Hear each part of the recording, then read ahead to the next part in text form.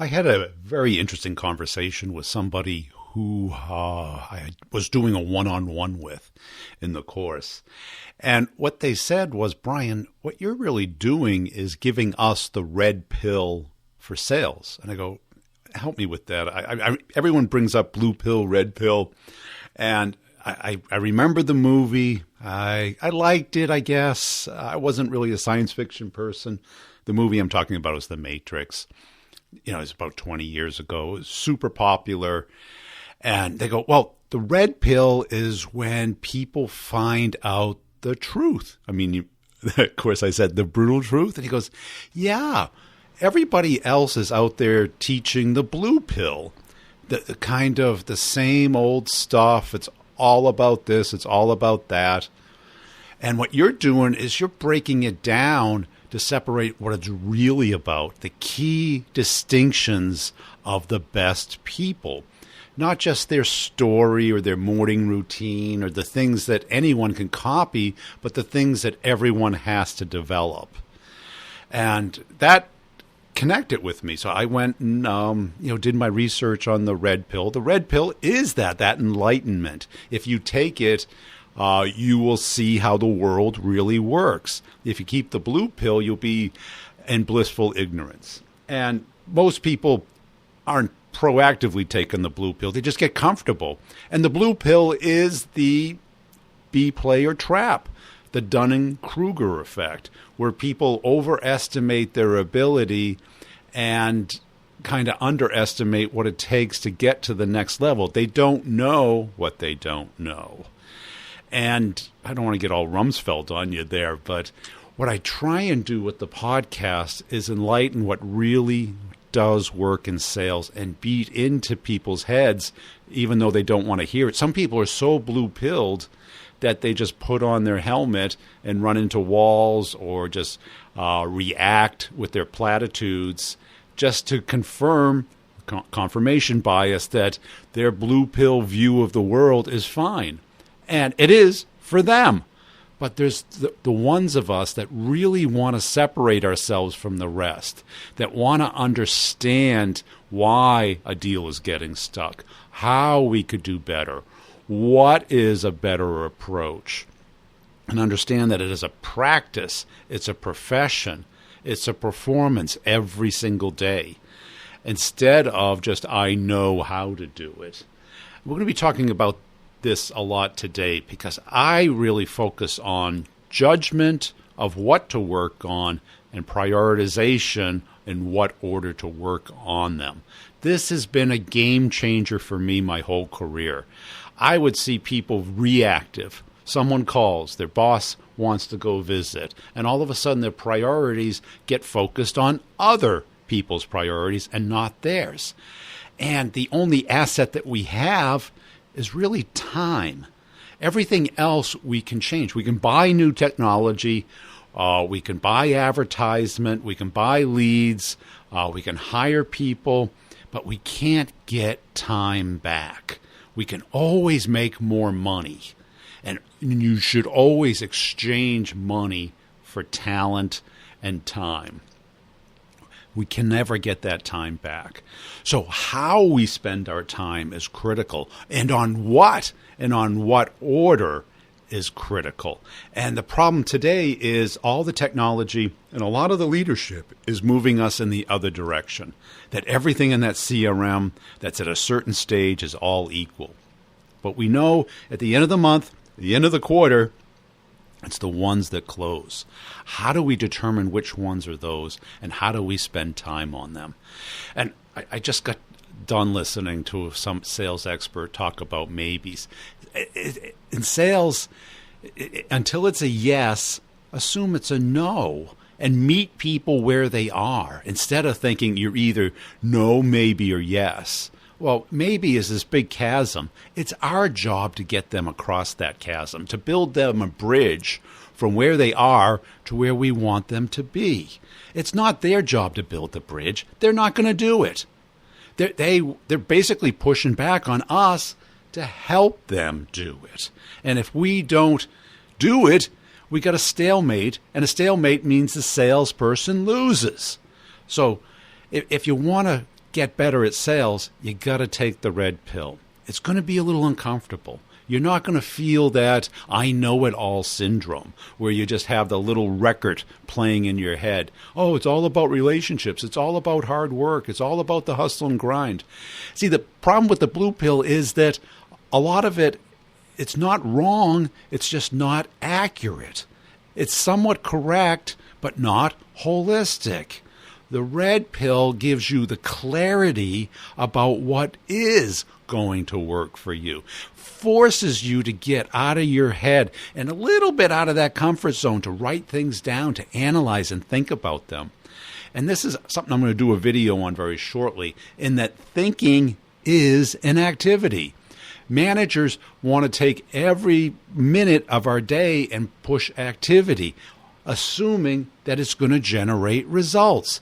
But thinking is also an activity. So if you're too busy to think, and thinking is the most productive activity, because you don't get judgment and prioritization without thinking. You can sort a spreadsheet and everything, but in your mind is like, which deal is most likely to close? What do I have to do next? How do I prevent getting into this ditch again? These are the critical decisions that we have to make every day. Let's get into the interview. And today we're going to be talking about prioritization and judgment of what to work on. Got a great sales rep, one that got recommended over on my LinkedIn post. And again, if anybody out there would like to be on the podcast to share what's working for you today or what's not working and some epiphany that you've had through this process, I'd love to have you on the show. Before we get in, make sure you're checking out our friends over at CoVideo. CoVideo is the video email platform, a great way to stay engaged and hack the law of proximity. When they see you, they assume that you're closer, and our subconscious mind buys into it more. And the likelihood that they will ghost somebody that they know via the video is diminished greatly. So go give it a try. covideo.com, give it a trial, and see what you think. I'll sum up the one-on-ones and the office hours at the end of this and give you an update on the courses. Here we go. Hey, Celine, welcome to the show as a way of getting started. Tell us about yourself. Yeah, thanks, Brian. So my name is Celine. That is a Turkish name. So I'm half Turkish. A little bit about my background. I actually graduated with a pre-med double major in biology and chemistry. Decided I didn't want to go to medical school. So I started in a recruiting agency, partially recruiting, partially sales. And then spent about a year and a half doing that, transitioned into a district management role over a team of about 10 to 12 account managers. And that was kind of challenging. It was actually at Ameripride, which, if you know anything about the industry, it's uniform and linen services. Oh, okay. So a lot of older men who were kind of set in their ways. It was a challenge, but it was a fun challenge. And then from there, I was fortunate enough to get an offer at LinkedIn, which is where I am currently at, where I am a relationship manager, which is account management and also sales. Okay, cool. How do you like that? I love it. It is challenging in different ways. It makes you think incredibly more strategic than anywhere I've been before. And there is a level of communication and service that is upheld simply because it's LinkedIn. Yeah. But it's stretched me in ways that I know are going to set me up, for the future. So I love it. I love to be challenged. Cool. And who do you call on? Who are your clients? Yeah, so it ranges. I'm in the small business realm, but I kid you not, any and every industry, pharmaceuticals, transportation, some of them I have that are recruiting agencies if they're a mom and pop shop kind of deal. But you have to brush up and really understand the industry. Otherwise, you can't talk the talk. Yeah. And what's it like when you have like a big brand behind you? Because you not only have LinkedIn, you got Microsoft, and LinkedIn's probably very well understood. Yeah, so it's kind of a double-edged sword. It's good because I'm confident in what we sell and maintaining the partnerships strictly from the standpoint that there is no other LinkedIn, Wow. regardless of what anyone says. Yeah. Indeed, Career Builder, some of the competitors that we hear, they're good at what they do, but they do not do what we do. Yeah. So that's convenient to be able to have that leg to stand on. But the other side of that is, if you mess up or if communication isn't clear, because that happens, we're human, that level of expectation because of that brand is there. And so you have to really humble yourself sometimes and just say, hey, I'm the one that messed up this time, but Yeah. let's move forward and how can we fix this? Okay. And who do you sell to within the account? Yeah. I sell, oh goodness, and this ranges. It could be the CEO, CFO, the recruiter, the HR director. It could be the HR manager. So I kind of have to pivot depending on who I'm talking to, because the CFO doesn't care about how many emails, were sent, but the recruiter does, versus Yeah. the recruiter doesn't care what cost per hire was, but the CFO does. So it could be anyone ranging from, top level executives down to the sourcer or the recruiter. And what's the real challenge? I'm sure, is it getting into the account or is it just keeping it moving and upselling or? Yeah, I would say twofold. I have a couple of answers to that question. So, as a relationship manager, we have this book of existing accounts, so we don't have to get into it, but that upsell is extremely important. One, from the perspective that if clients have a solution that's kind of just dipping their toe in for a year or two, they'll see a little bit of ROI with it. But what we pride ourselves on is long-term partnership to actually help companies grow. And I do what I do because I genuinely love watching these companies go from 10 to 12 employees up to 50 to 60. And the strategy we've laid out together helps them get there. Yeah. But then the second piece of that is, we are responsible for upsell. That is part of our job, and numbers are numbers. So if you don't have an understanding of how to communicate, of where the client is going, how the industry affects that, um, you are not going to be able to upsell because they're not going to trust you. And trust is huge when you're selling into clients. And how do you build that? Active listening is Yeah. a big one. I've noticed that when I am actively listening and when I ask genuine questions, because I am genuinely curious, they open up. Now, it's not always easy. And sometimes you have to take a step back and say, hey, I'm not here to sell, sell, sell. We're here to ensure the solution you have fits your needs.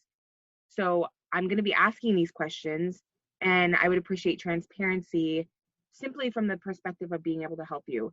Is that something that is, okay to ask? And typically, when I take that step back and I'm transparent with them, they're like, "Oh, okay," and then that guard comes down.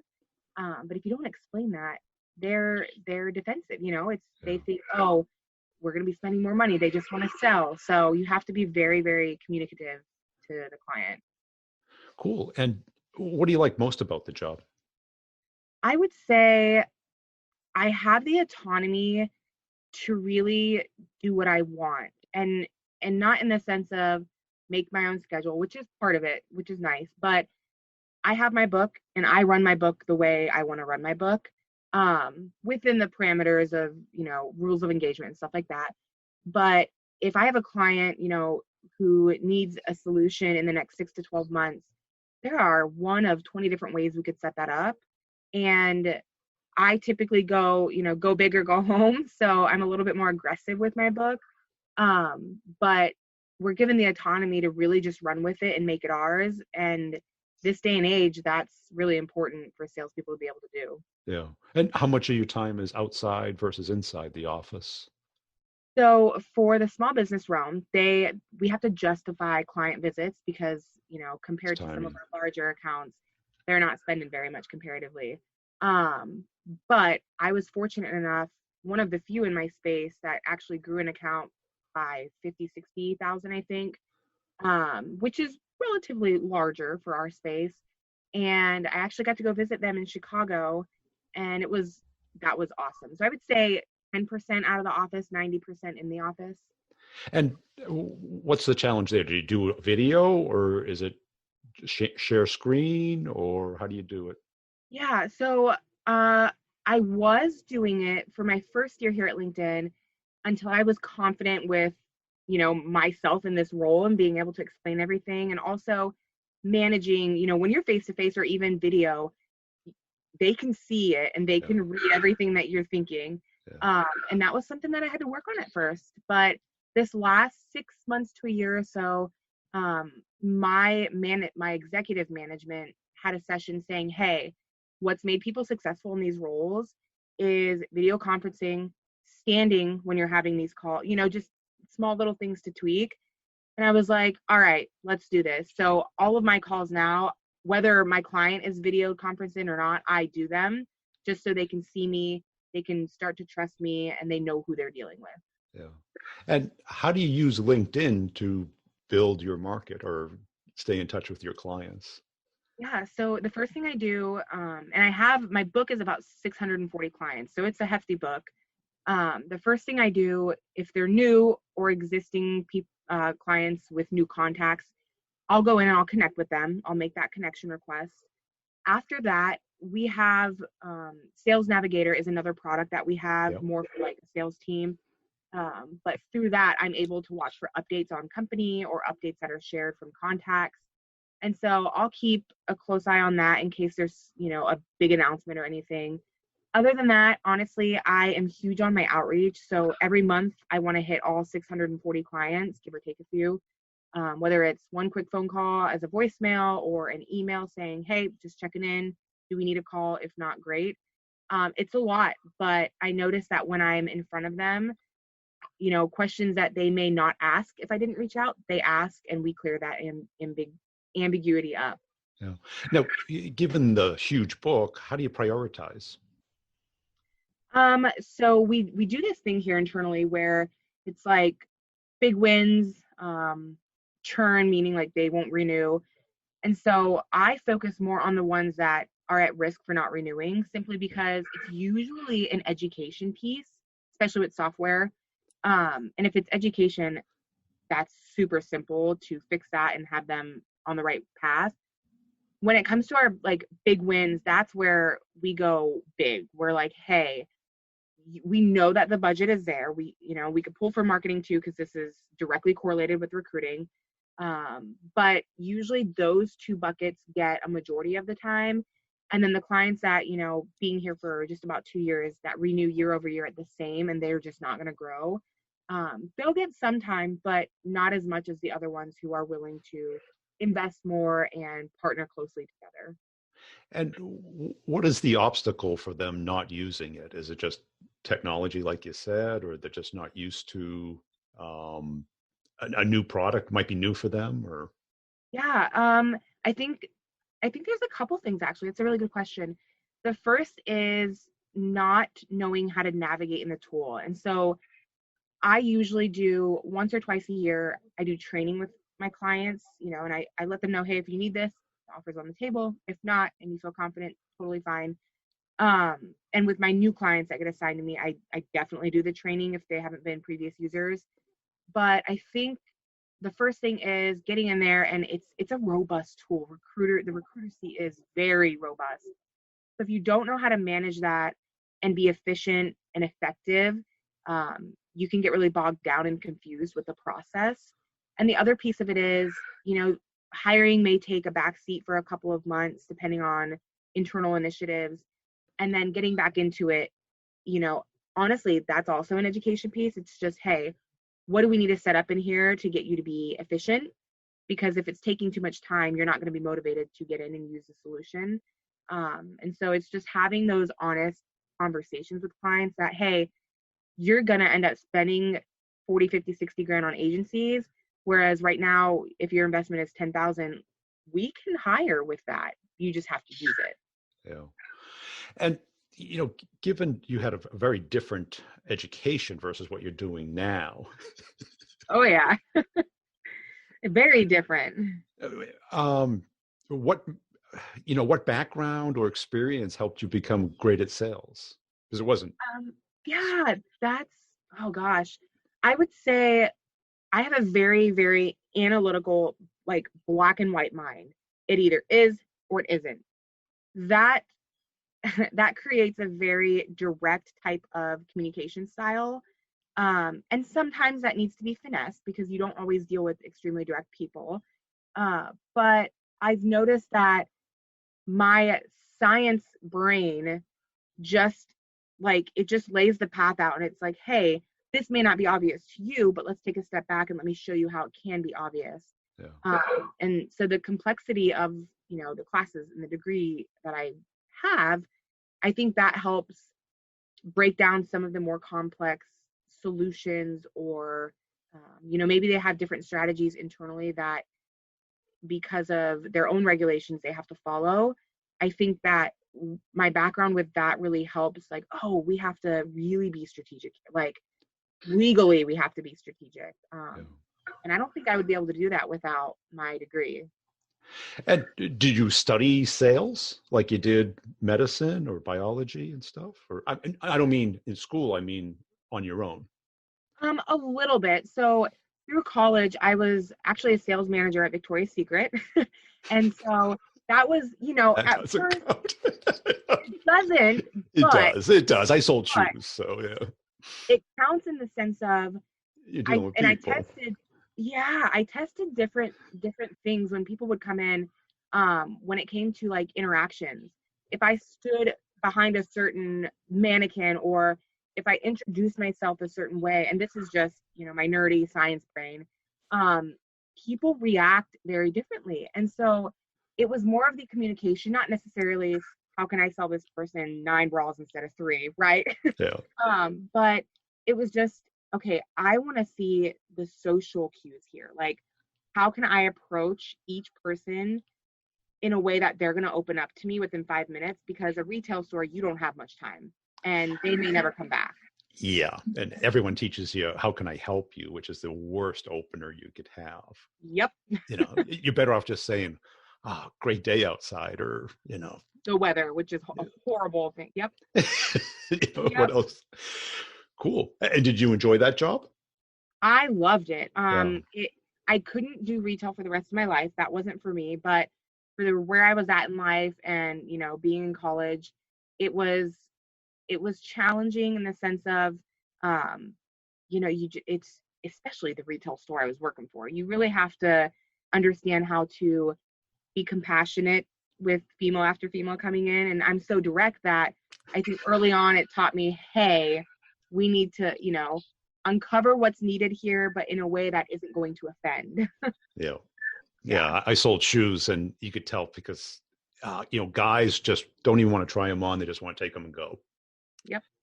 And women, I got so good, I could look at their feet and guess their size. And they always told me at least a half smaller than they were. Like, wait, it's like, wait. So I always brought the both out. Yeah. Because I knew it was going to happen and stuff. Yeah. But you learn. You do learn, and you get to read people, pretty quickly. Yeah. Are they shopping or browsing? Are they, high end, low end? What's their motive? Now, when you moved into B2B, how did you find that at first?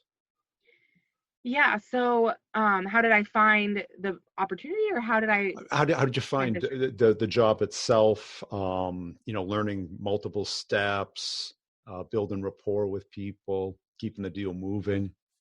Yeah. So I found the job. So I'll start with Aerotech. I found the Aerotech job because I had actually reached out to my best friend who worked there. And I was like, hey, at the time I was actually working in the biochemistry lab at Creighton University here in Omaha. And I asked her, is there anything in your scientific division that I would be a fit for? I need a new job, because they weren't going to up my pay once I graduated, which was an issue. And she's like, actually, not currently, but would you be interested in a role here? And at the time I was like, I didn't consider it, but let me hear more about this. And so that led into interviews and offers. But when it came to like business to business, again, any jump I made, career move was a referral. It was who I knew. It was never organic to where I just applied and randomly got it, which seems to be par for the course with a lot of hires I tend to see this day and age. However, business to business, there was a little bit of a transition, because before I would have to align recruiters not recruiters, excuse me, candidates with companies. And then I went into, okay, now you need a product at Ameripride. What product do you need? And then LinkedIn, it was, hey, we're in this together. It's not me delivering a product, you using it, I come back 2 weeks later to make sure my account manager has delivered it, right? This time it's, hey, we need to partner together. Otherwise, you won't hire and you have to turn away your own clients, and that's lost money, So I think the piece of it that I really like is the partnership and being able to be like, we have to, each client is so different. So you have to kind of make their own plan, and you may think it's going to go this way, but after 2, 3, 5, 6 conversations, it goes this way. But I can pivot and adjust pretty easily. So I like it. Yeah. And how do you develop yourself as far as your sales skills? Yeah, so internally here, LinkedIn is very, very good about personal and professional development. And so the one thing I personally do, I'm a huge on podcasts, whether it's during my cardio, when I'm getting ready in the morning, even at night, just sitting around. So I'm huge on podcasts just to continue to ingest that information and material. I am a huge reader. I love books. I don't like digital, so I don't have like a Kindle or anything, but I like old school books. So I make sure at least once a quarter minimum that I have a professional type of book that helps in the sales world or even in communication or anything like that. And then outside of that, we do some things here internally at LinkedIn to brush up on our sales skills specific to what we do here. And then externally, I have a couple different mentors that help me just understand the business or even internal politics from a different perspective. And they kind of help me say, hey, I view it this way. Does this make sense? Do you need me to explain differently? And all of that combined together, along with day-to-day experience, honestly helps very, very much. Yeah. And do you have a particular pattern of how you manage your time during the week? So I work, if I had to be transparent on this, I work about 60 hours a week. Wow. Usually I'm in the office about 7 to 8 hours a day. I split my day up because we can make our own schedule. So I'll get in around 7 or 8, work till about 3 or 4, and then I'll go to the gym because that's my therapy every day. And then after that, I don't have a family, so right now I can do this, but I'll go home and I'll work for a few more hours. And usually, depending on, my email needs to be under control because that's typically immediate needs or immediate sales. And then from there, I'll do the outreach to my clients based on who do I think is got low usage, who needs a retraining, who is investing and needs to be a little bit more white gloved. And so it kind of takes that natural progression. Okay. And what do you see as your strongest sales skill? I would say, I think of 2 things. The first would be uncovering the business objectives for my clients. I think I'm very good at being able to dig in and understand what they need to accomplish. Once I understand that, I know our solutions very well, that I can set them up effortlessly. The other piece is I connect very well to a lot of different people from a lot of different walks of life. And even over the phone or video, I think it's important to be able to have that skill, because I was raised very differently than a lot of people that I work with. And I think that perspective helps shine light on individuals in different countries, different, languages, whatever that looks like. And that's helped me out tremendously. Now, you brought that up. How were you raised differently? So my mother was born and raised in Turkey. And so her side of the family was very heavy Muslim, very, very heavy into that religion. And so growing up, it was very conservative, very strict. The level of respect for elders was huge. And so having that type of influence at a young age helps me understand, if I'm dealing with someone in a different country, I understand, heavier accents are very easy for me to understand. I never have an issue. But I also understand the dialogue and the communication style. Sometimes they're very direct. And it's not that they're rude, that's just how they communicate. And so small things like that that add up to be large things over time really have helped, especially in my book, because I've got clients globally, in the US, some of them are in Turkey, which is actually really cool. And so I'm bilingual, I speak Turkish. So if I can relate to them, that's just one more thing to help build that relationship. Cool. How would you describe SMB and what's unique to it? Things can change on a dime. One moment we could have 15 to 20 hires and they need it right now. And in a week they could just be on a hiring freeze.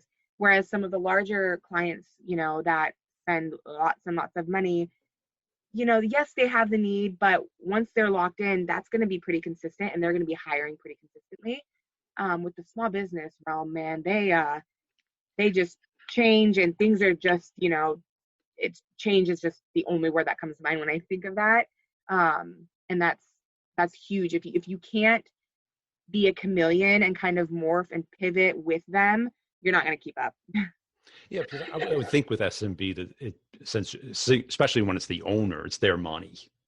Where enterprise, it's someone else's money that they have to go get justified. Yep. Yeah. And also, like I said before, the CEO, the CFOs, they all want very high level. Hey, what's this going to cost? What am I getting in return? That's it. Whereas you start getting into like the director level or the manager level, and they want a little bit of both. Some of the, high level information, but also, hey, what is my team doing? And if they can't report that back, I'm essentially here to help them look good. And that transparency sometimes is very hard to get across to them, because if you're not telling me what you need, or hey, what's your budget? So often I ask that question and it's like, oh, well, I don't want to tell you that. And it's like, no, I'm here to work within that. But if I don't know it, I may overshoot and look like a complete jerk, and that's not why I'm here. So really that transparency is huge. And are you able to do that on the fly as far as like talking to the owner about what they care about, the cost, and then talk to the middle? Because the middle is the hard part, right? It is the hard part. I can do that on a fly. It took me a while to understand how to kind of pivot that. I would be so bogged down with, okay, here's your usage, here's how many emails are sent. I think we can do better this next year. They don't care. They just want, hey, what is the overall investment? What is the return on that investment? And so once I understood what each level cared about, then it was game over. I was like, all right, cool. You don't care about that. Let's move over here, So, and also like building slide decks and actually visually showing them, hey, this is how I find this number. And, $2,000 cost per hire is much better than a $20,000 placement with an agency. Yeah. And that's how you justify it from an economic standpoint, is comparing it to the alternatives. Yeah. And so that happens on the front end too, of just saying, hey, what would make this tool successful for you? And to some clients, it may be one hire. One hire makes it successful. To other clients, they're like, hey, if not all, most of our hires need to come from this. And then others are just, some use it for events that they put on. They'll email people to attend.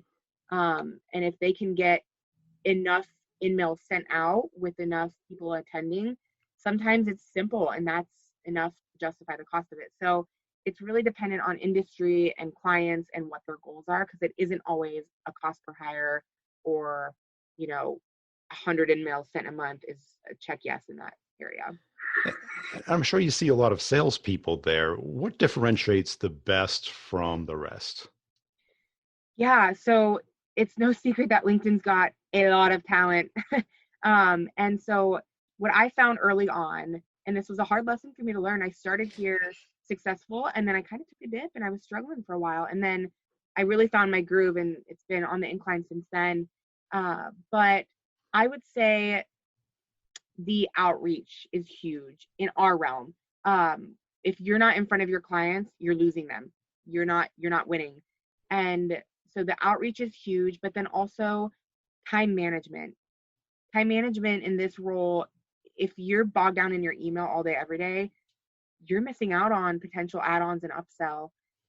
So if you can figure out how to really adjust your schedule, and you can figure out, how to do your outreach. And then the third component would be understanding what we do. We are not Recruiter and Jobs. We are LinkedIn. It's a platform.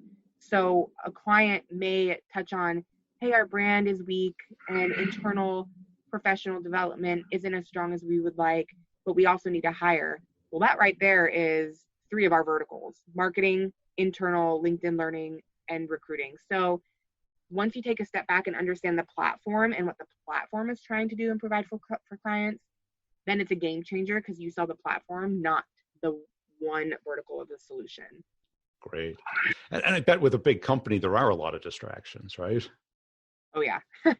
Oh, yeah. External, internal events. If you're, outside of your job itself, if you're involved in employee resource groups or a lead for community event, there is a lot. And I like that, because I used to be super involved in high school with 20 different things. So that's my nature. But it doesn't mean it's not challenging sometimes. Right. Cool. Hey, appreciate your time. Where can people go to follow you? Yeah, on LinkedIn. And then I'm also on Instagram. Yay. Cool. Thank you. Yeah, thank you, Brian. Now, sometimes you think you wish to have just that ton of opportunities, but all you really care about is the ones that close, and they're going to be worth the time that you spend on them. And in this case that we talked about today, it seems like the Holy Grail, but you still have to close a huge number of deals to crush your number. And how do you use that time best? How do you block it off? How do you come up with a repeatable pattern so that you don't feel like you're a fireman? Too many salespeople act like firemen. They sit around making chili, polishing the truck, and until the alarm goes off, then they scramble and put the fire out, and then they go back to normal. Well, that's okay, because that's what firemen do. But in sales, it's much more of detective work. There's both hunting and farming. There's focus and strategy. And like I said at the beginning, prioritization and judgment.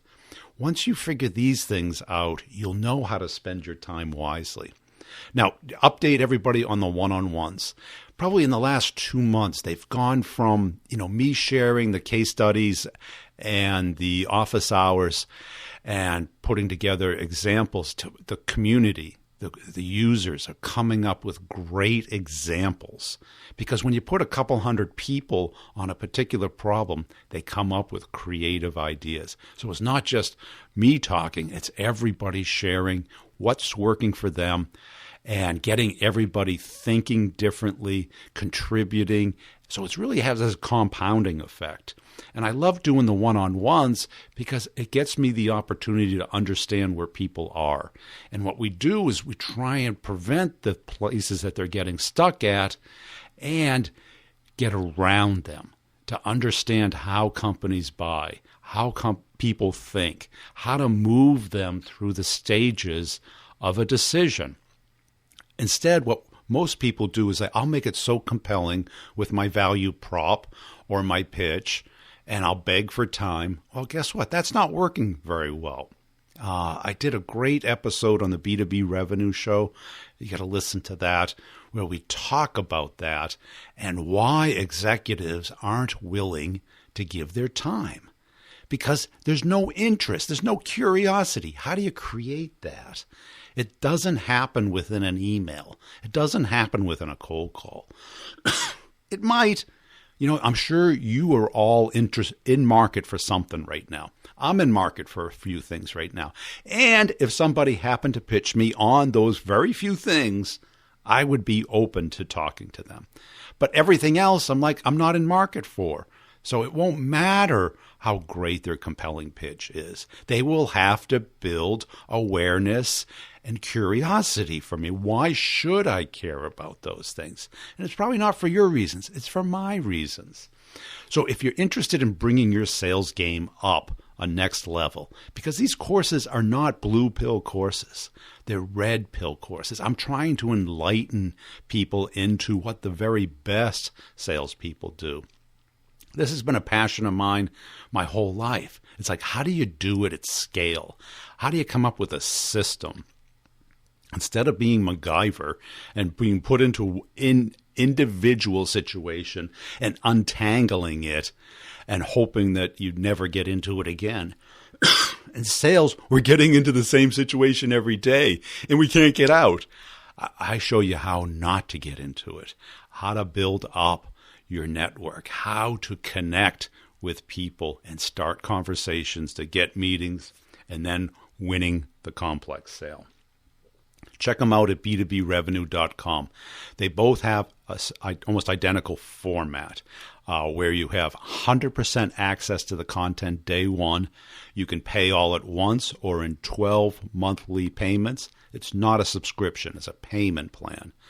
So be aware of that.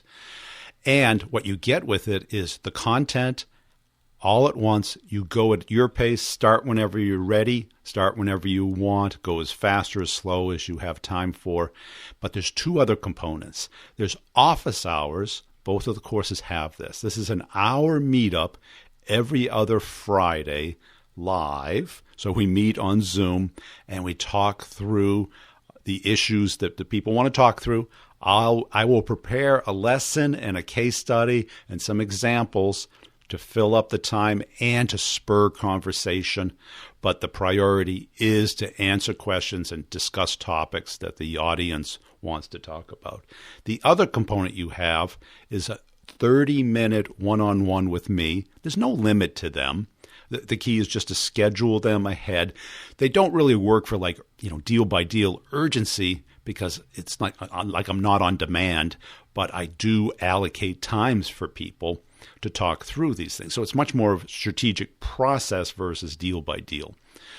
And it's a 30-minute Zoom call with me, applying the course once you've taken the core content and have started using it. It's not for me to teach you the course. It's for us to discuss applying the course. But it gives you the opportunity to talk with me and to understand distinctions, get feedback, talk through strategies, compare alternatives, and to just spitball ideas about what will work.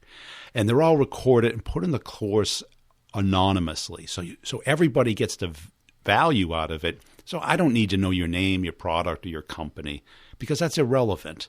What is relevant is what are you doing, the results you're getting, how do we improve that? How do we close more deals, get more conversations started organically and naturally instead of pitching people? You can find all of this out at b2brevenue.com. Please check out the other two podcasts, Sales Questions, Brutally Honest Answers, and the B2B Revenue Leadership Show. Please follow the company page on LinkedIn. I put out posts, updates, and news there, as well as the YouTube channel, Brian Burns Sales on YouTube, where I have the video recording of all of these interviews. We'll see you next time.